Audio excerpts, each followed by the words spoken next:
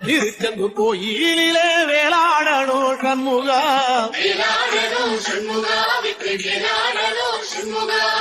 இல்லை ஆண்டான் பிள்ளை என வரம் கொடுக்கணும் சண்முகா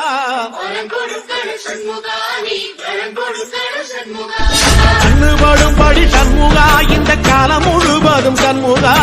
உன்ன நினைக்கிற சண்முகா நல்ல செல்வம் பொழிக்கணும் சண்முகா சொன்ன வரங்களை அள்ளி கொடுக்கிற கொடை வள்ளலே சண்முகா கோடி வணக்கம் சண்முகா பல கோடி வணக்கம் சண்முகா.